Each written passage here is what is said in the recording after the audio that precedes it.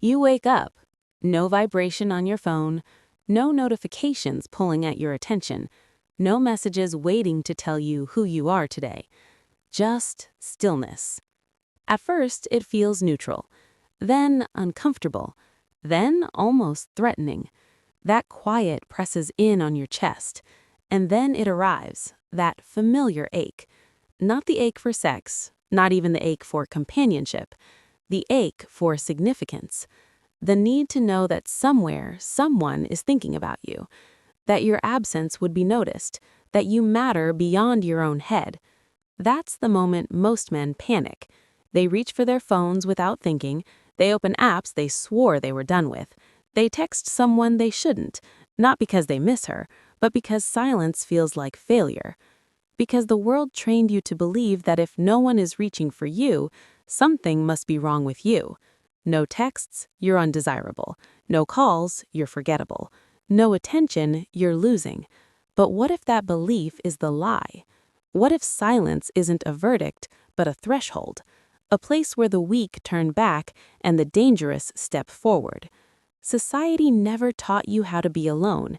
It only taught you how to distract yourself. Noise became survival. Validation became oxygen. Movement became escape.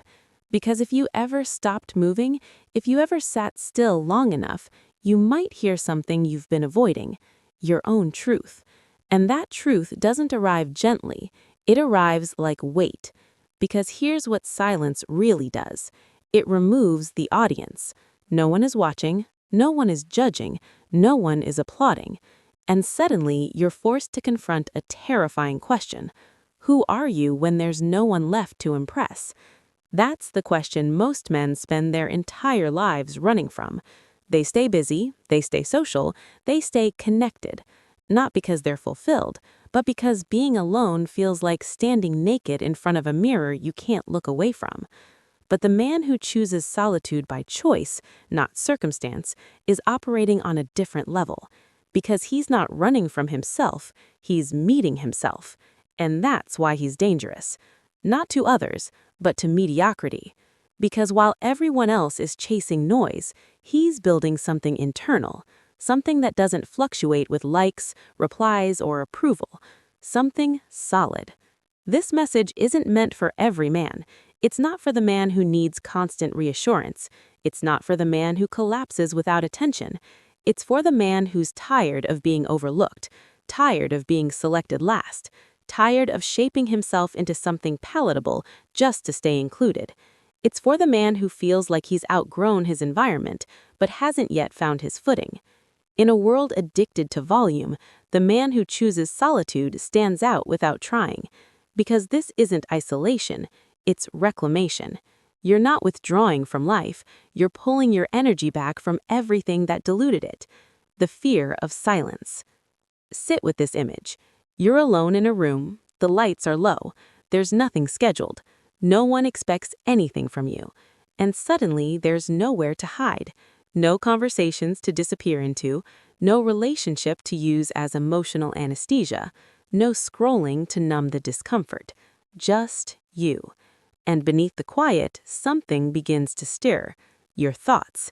Most men say they fear loneliness. That's not true. They fear what loneliness exposes. Silence doesn't invent insecurity, it reveals it. It opens the vault you've kept sealed for years, the goals you abandoned, the risks you didn't take, the version of yourself you kept postponing, that relationship you stayed in too long, that opportunity you never pursued, that promise you made to yourself and quietly broke. Silence doesn't accuse you, it doesn't insult you, it simply presents the evidence. And that's unbearable for a man who's built his identity on distraction. So most men run. They jump from woman to woman, not for love, but for relief, from job to job, not for growth, but to avoid stillness, from screen to screen, because a glowing rectangle is easier than self-reflection. They're not escaping boredom, they're escaping themselves. Because silence strips the mask, and when the mask comes off, there are only two outcomes. You collapse or you awaken. At first, staying feels brutal. Your chest tightens, your breath shortens, old thoughts surface with sharp teeth. You're behind. You wasted time. You're not enough. No one would choose you if they really knew you. Those voices feel real, authoritative, final. But they're not truths, they're echoes, scripts written years ago by rejection, failure, and unmet expectations. And here's the turning point. If you stay long enough, you realize something. Those thoughts can speak, but they can't move you. You're still here, still breathing, still standing, and for the first time, you don't react. You observe. That's when the power shifts. You realize silence didn't destroy you, it held you. And the man who can sit in his own fire without fleeing, that man develops inner command.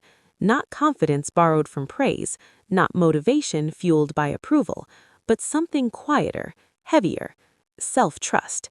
And once you have that, everything changes. Here's what no one tells men directly. Most men aren't addicted to substances. They're addicted to being liked. Approval is the most socially acceptable addiction on earth. No one warns you about it. No one stages interventions for it. But it controls decisions, relationships, and identities. Men wake up and check their phones, not for information, but for validation. Did she reply? Did they react? Did someone notice me existing? That hit of recognition feels good, but it fades fast, and soon you need another. Approval doesn't just influence behavior, it rewires self-worth. You stop asking, "What do I believe?" and start asking, "What will get me accepted?" You soften your opinions, you lower your standards, you betray your instincts to stay agreeable. You think you're being flexible. You're actually disappearing. Because approval-seeking turns your life into a performance. You're always adjusting, always scanning the room, always calibrating your personality for maximum acceptance. And the cost is brutal. You lose your edge, your voice, your direction. You live inside an image others helped create, not the man you could have become. Approval is a drug. Quick hit, short high, long withdrawal, and eventually exhaustion. Not because you're weak, but because wearing a mask every day is heavy. So there has to be a detox. Not dramatic, not loud, intentional. It starts when you ask one uncomfortable question. Am I doing this because it's true to me, or because I want to be liked? That question burns illusions. Suddenly, you notice patterns. Texts you send out of anxiety, plans you agree to out of guilt, opinions you silence to avoid friction. And when you stop feeding that addiction, withdrawal hits. The silence returns. People pull back. The fear of irrelevance whispers, "What if they forget me?" You let them, because this time you don't run. You sit. And something incredible happens. Your real voice resurfaces. Not loud, not performative, grounded. You stop explaining yourself, stop chasing reactions, stop bending. And paradoxically, people feel it. Not because you demand attention, but because you're no longer leaking need. Men who chase approval blend into the background. Men who choose alignment stand out without effort. Clarity through solitude. Eventually, the noise fades. Not because the world quieted, but because you stopped letting it inside. Solitude becomes a place of restoration. You slow down. You respond instead of react. You realize how many goals weren't yours, how many definitions of success were inherited. And in that quiet, you choose again. You design your routines with intention. You guard your time like territory.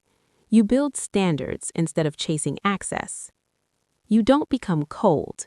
You become clear. Drama loses its grip.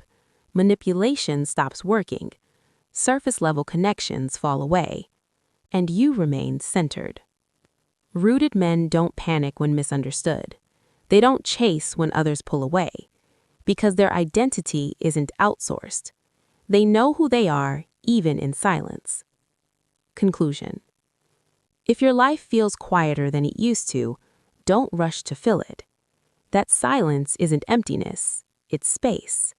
Space to rebuild, space to realign, space to return to the man you postponed. The man who walks alone isn't broken, he's refining. He doesn't move like someone waiting to be chosen. He moves like someone who already chose himself. And when you become that man, life changes its posture toward you. Not magically, not instantly, but inevitably. Because this isn't motivation, this is mastery. Question for you. What's one distraction you're ready to let die so something stronger can live? If this resonated, don't treat it like entertainment. Treat it like a mirror. Because men who can sit in silence are the ones who eventually lead, quietly, decisively.